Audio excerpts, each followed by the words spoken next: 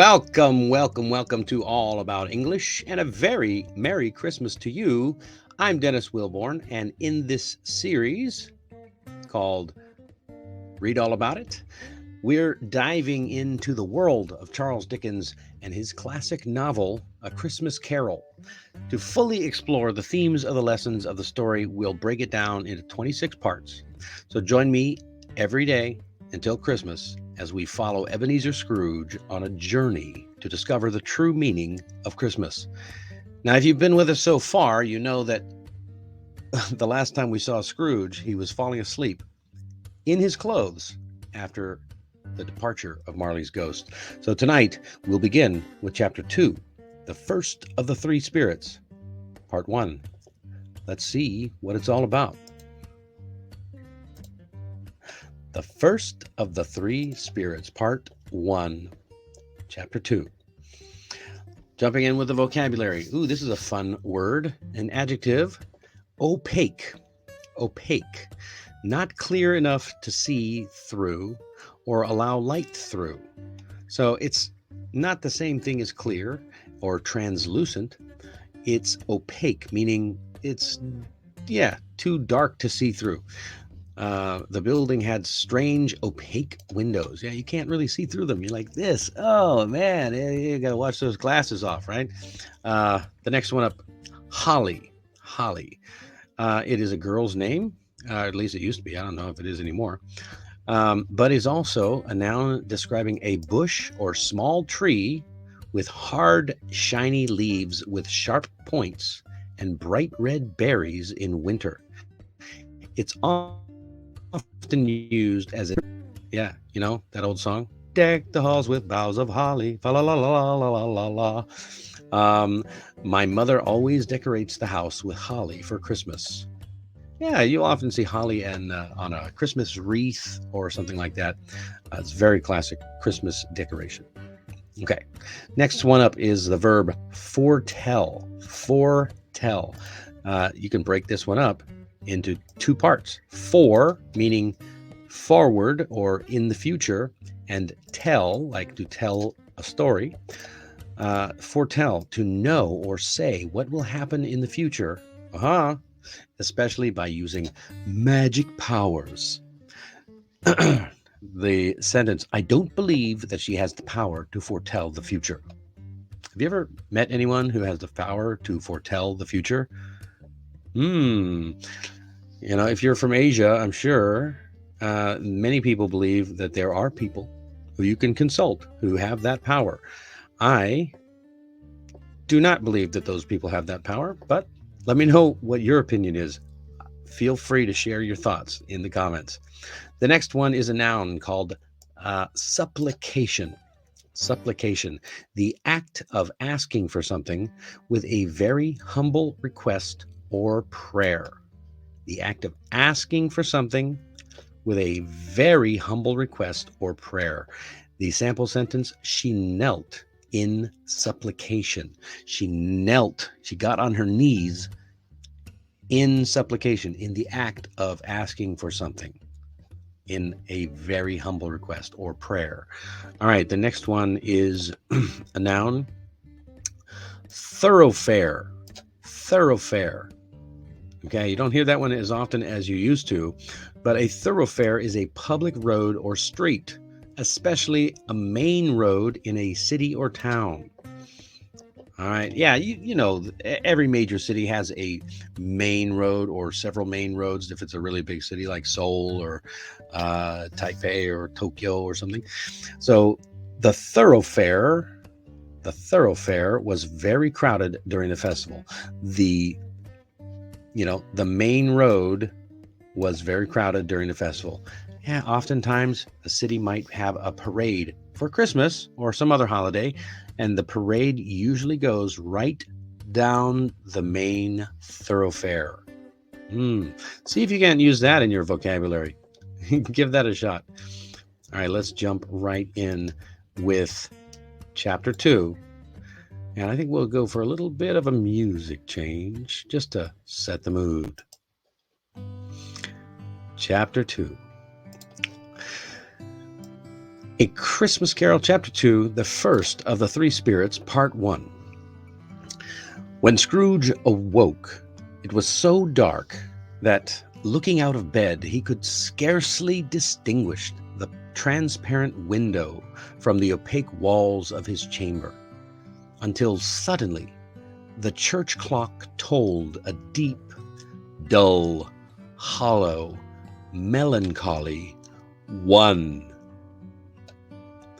Light flashed up in the room upon the instant, and the curtains of his bed were drawn aside by a strange figure, like a child, yet not so like a child as like an old man, viewed through some supernatural medium which gave him the appearance of having receded from the view and being diminished to a child's proportions.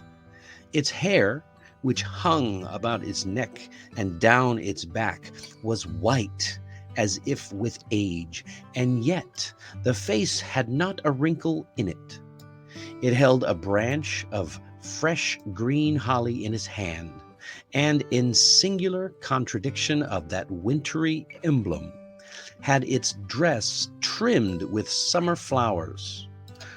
But the strangest thing about it was that from the crown of its head there sprung a bright, clear jet of light, by which all this was visible. Can you imagine?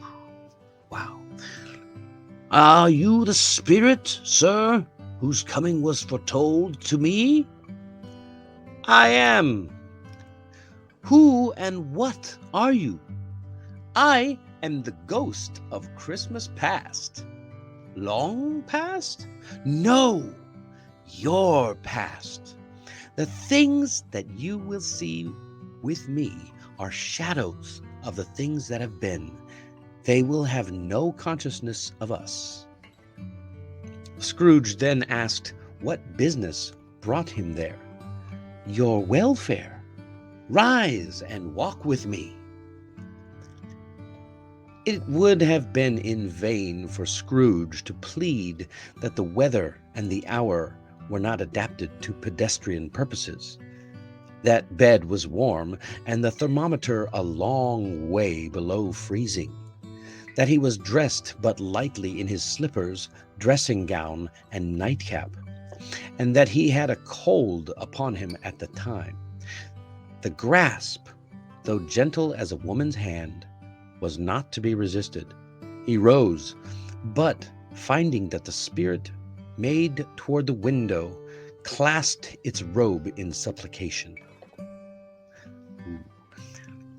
I am a mortal. I am liable to fall." "Bear but a touch of my hand there," said the spirit, laying it upon his heart, "and you shall be upheld in more than this." As the words were spoken, they passed through the wall and stood in the busy thoroughfares of a city. It was made plain enough by the dressing of the shops that here, too, it was Christmas time. Wow. So,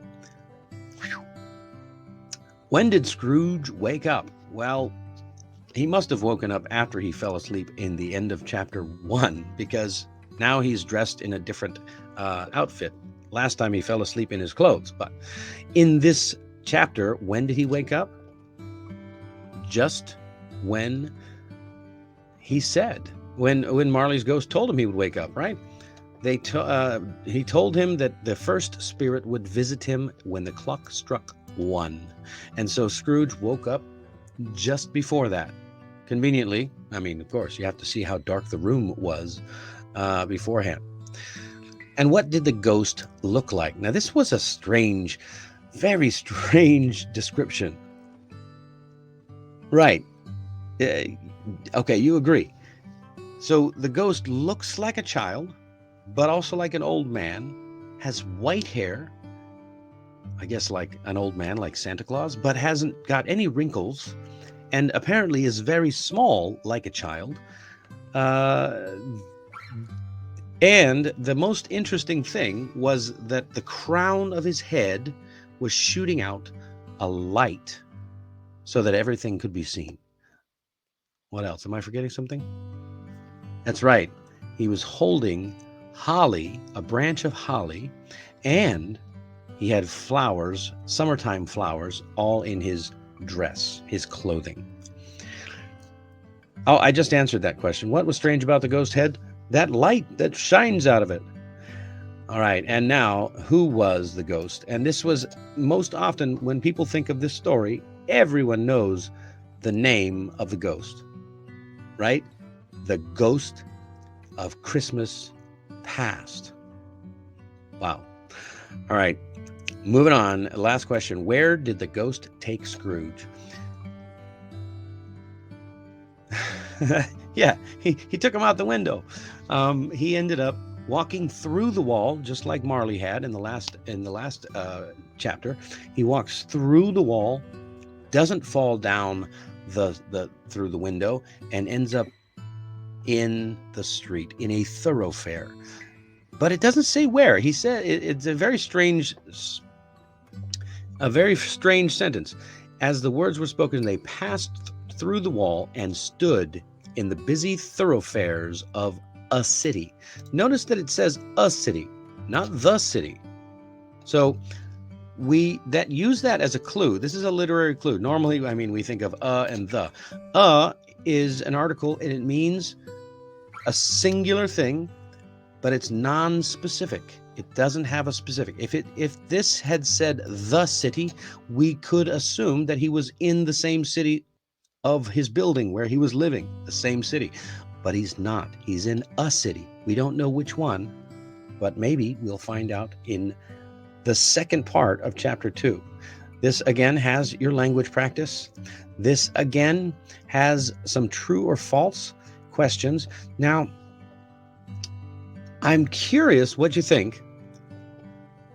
Where do you think the ghost has taken Scrooge? Obviously, we know he's in a city, but give me your opinion. Before we get into the next part, where do you think the ghost has taken Scrooge? I would love to know your thoughts on that matter. Leave their comments in the description. And that's all the time we have for today.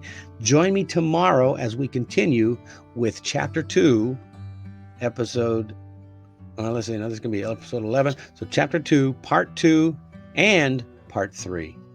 Have a great night, and I will see you tomorrow. Thanks for joining me on this reading of A Christmas Carol by Charles Dickens.